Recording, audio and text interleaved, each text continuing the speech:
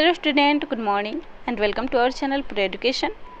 तो आज है 16 अप्रैल और आज के करंट अफेयर के जितने भी इम्पोर्टेंट क्वेश्चन हैं उन्हें हम लोग अपने इस वीडियो में डिस्कस करेंगे। तो अगर आप चैनल पर नए हैं तो प्लीज़ मेरे चैनल को सब्सक्राइब कर लीजिएगा, बेल आइकन प्रेस कर लीजिएगा ताकि आने वाला नेक्स्ट वीडियो का नोटिफिकेशन आपको मिल सके। तो चलिए शुरू करते हैं आज के करंट अफेयर का फर्स्ट क्वेश्चन। किस नाम से मानसिक स्वास्थ्य डिजिटल प्लेटफॉर्म लॉन्च हुआ है? तो इस क्वेश्चन का राइट आंसर होगा ऑप्शन ए मानस। तो फ्रेंड, मानसिक स्वास्थ्य डिजिटल प्लेटफॉर्म जिसका नाम मानस है हाल ही में लॉन्च हुआ है। और फ्रेंड, भारत सरकार के प्रधान वैज्ञानिक सलाहकार इन्होंने वीडियो कॉन्फ्रेंसिंग के माध्यम से सभी आयु वर्गों की भलाई के लिए मानस एप्लीकेशन लॉन्च किया है।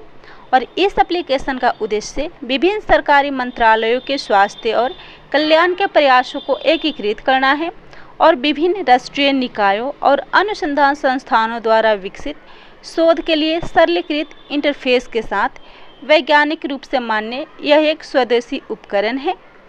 और यह मानस प्लेटफॉर्म 15 से 35 वर्ष के लोगों के लिए सकारात्मक मानसिक स्वास्थ्य को बढ़ावा देने पर केंद्रित है। साथ ही सभी आयु वर्ग के लोगों के समग्र भलाई, उनके खान पान को भी ध्यान में रखने के लिए जागरूक करता है, जिसको लॉन्च किया गया है भारत सरकार के प्रधान वैज्ञानिक सलाहकार प्रोफेसर के विजय राघवन के द्वारा। अगला क्वेश्चन है, 22वें लॉरेंस विश्व खेल पुरस्कार किस शहर में आयोजित किया जाएगा? तो इस क्वेश्चन का राइट आंसर होगा ऑप्शन डी सिविल। तो सिविल जो कि स्पेन का एक शहर है, 22वें लॉरेंस विश्व खेल पुरस्कार को आयोजित किया जाएगा। तो फ्रेंड, स्पेन के सिविल शहर कोविड-19 महामारी के कारण एक वर्चुअल समारोह में 22वें लॉरेंस विश्व खेल पुरस्कार की मेजबानी करेगा। और इस लॉरियस वर्ल्ड स्पोर्ट्स अवार्ड के विजेताओं का चयन जूरी के द्वारा किया जाता है, जिसमें लॉरियस वर्ल्ड स्पोर्ट्स एकेडमी के 69 सदस्य शामिल होते हैं। और आखिरी बार यह 2007 में बार्सिलोना में आयोजित किया गया था। और जो इस पुरस्कार के लिए नामित हुए हैं उनमें Rafael Nadal, Lewis Hamilton, LeBron James, Robert Lewandowski जो कि एक स्पोर्ट्समैन है, नाओमी ओसाका, फेडेरिका ब्रेगनोन जो कि एक स्पोर्ट्स वीमेन है, ये सभी लोग शामिल हैं। अगला क्वेश्चन है, ICC player of the month 2021 महिला अवार्ड हाल ही में किसे दिया गया है? तो इस क्वेश्चन का राइट आंसर होगा ऑप्शन ए लिजेल ली। तो हाल ही में Lizelle Lee ICC player of the month award से सम्मानित हुई हैं।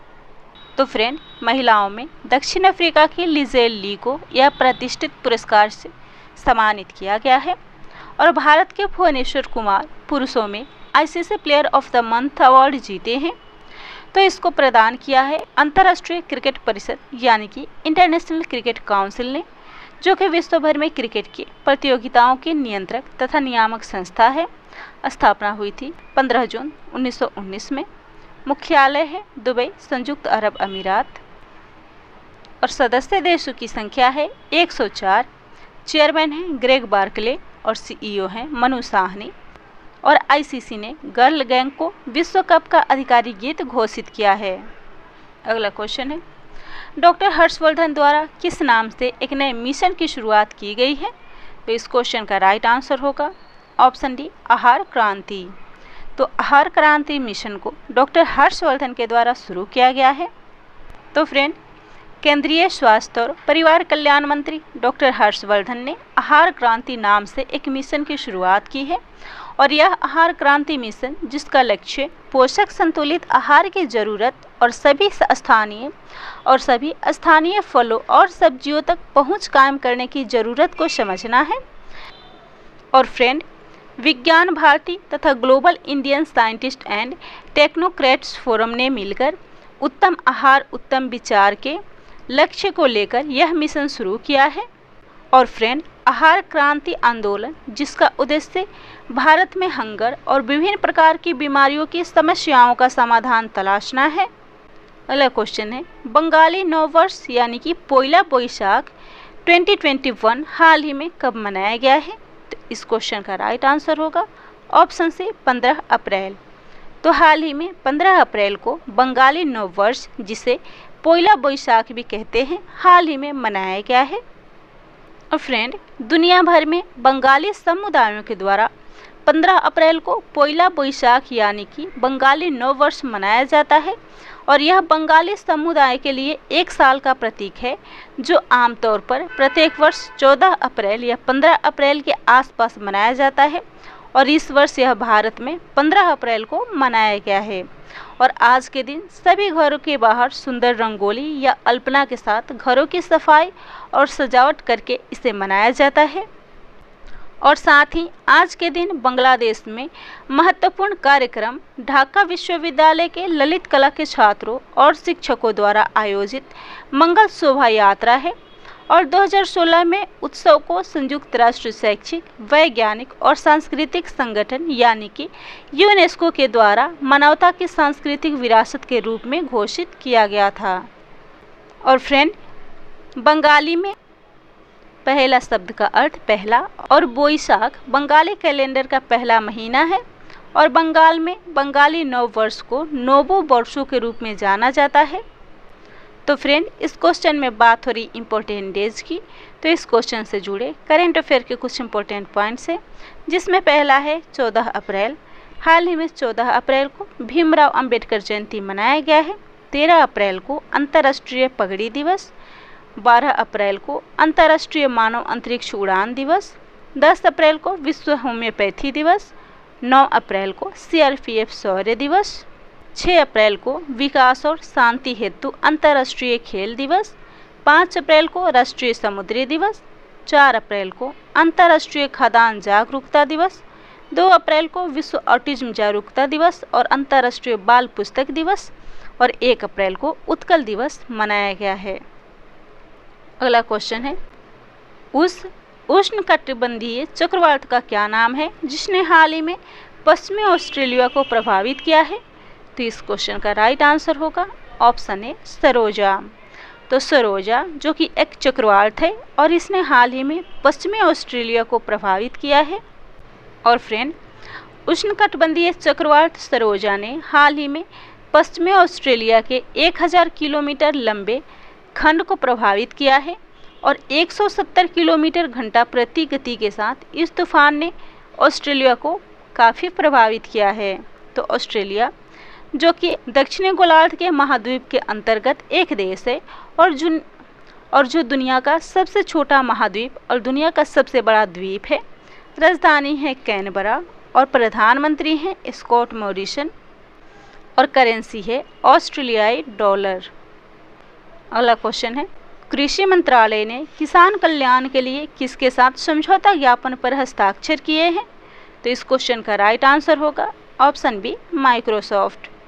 तो हाल ही में कृषि मंत्रालय ने माइक्रोसॉफ्ट के साथ किसान कल्याण के लिए एक समझौता ज्ञापन पर हस्ताक्षर किए हैं।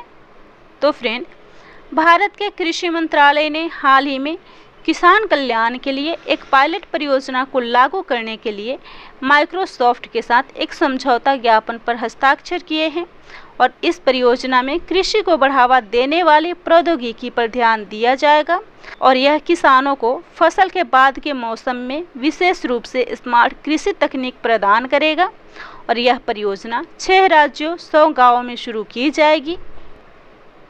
और साथ ही इस परियोजना के लिए चुने गए 6 राज्य हैं मध्य प्रदेश, उत्तर प्रदेश, राजस्थान, गुजरात, हरियाणा और आंध्र प्रदेश। और फ्रेंड, माइक्रोसॉफ्ट जिसने भारत में बहुत सारे कल्याण कार्यक्रम किए हैं, जिसमें 2019 में इसने हथकरघा बुनकरों की मदद के लिए प्रोजेक्ट रीवेव लॉन्च किया था और इस परियोजना का उद्देश्य भारत में हथकरघा बुनाई पारिस्थितिक तंत्र को पुनर्जीवित करना है।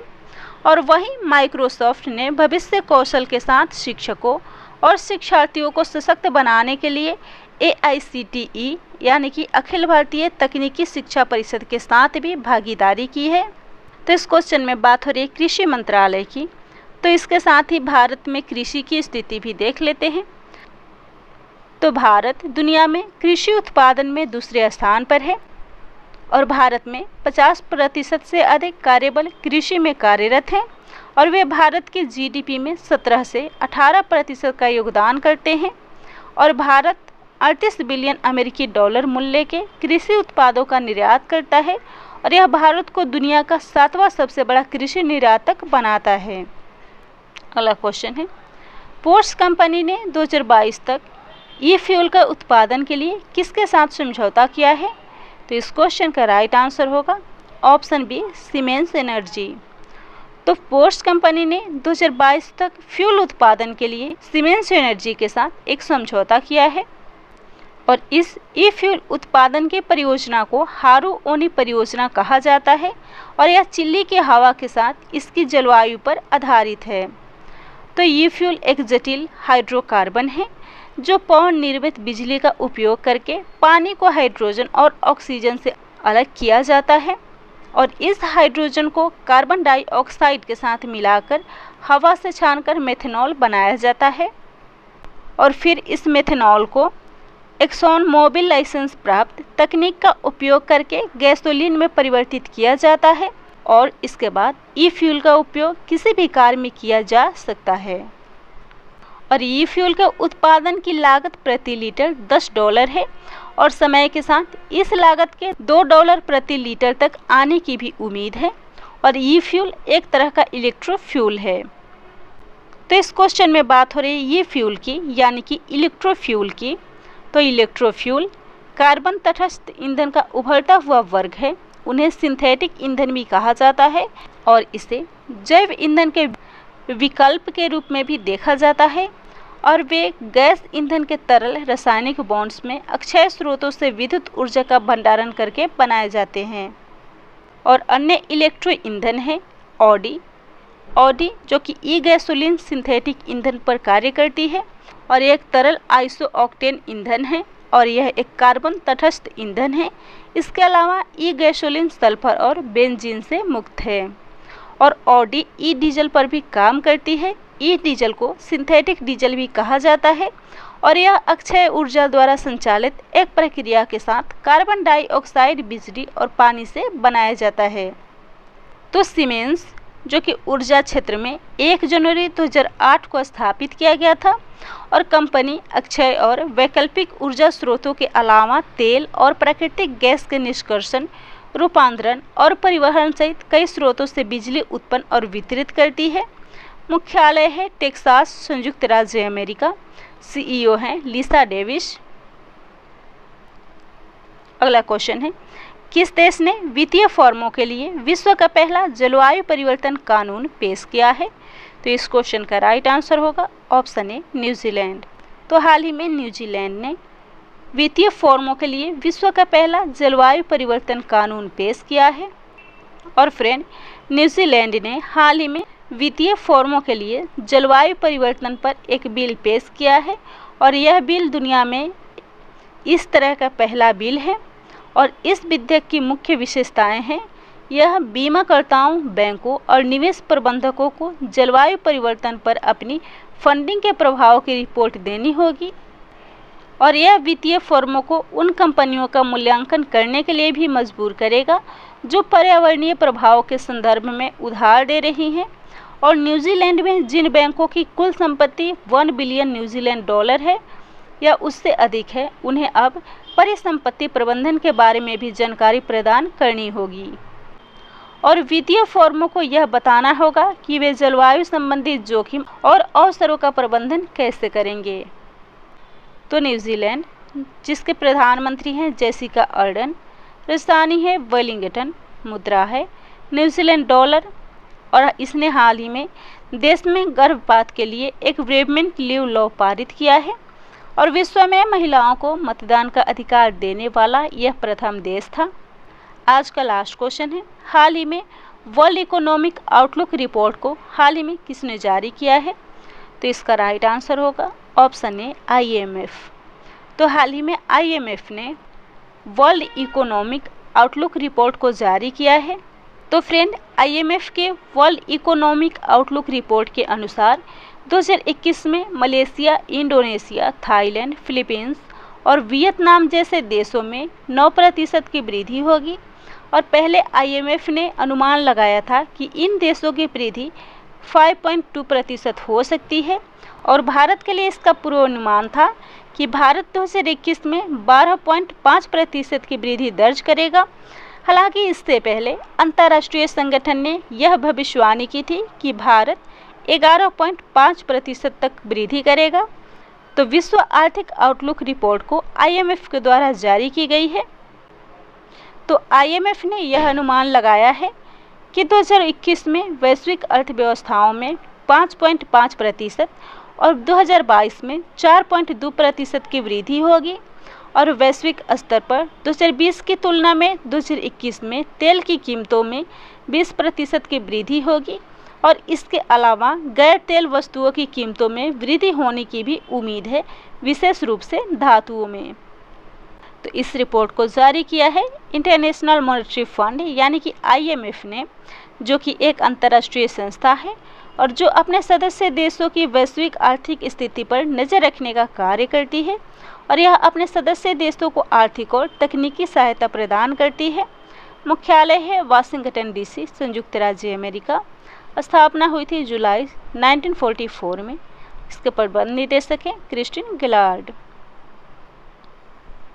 तो यह था आज के करंट अफेयर का टॉप 10 इम्पोर्टेंट क्वेश्चन। अगर मेरा वीडियो पसंद आता हो तो मेरे चैनल को सब्सक्राइब कीजिएगा और मेरे वीडियो को लाइक एंड शेयर कीजिएगा।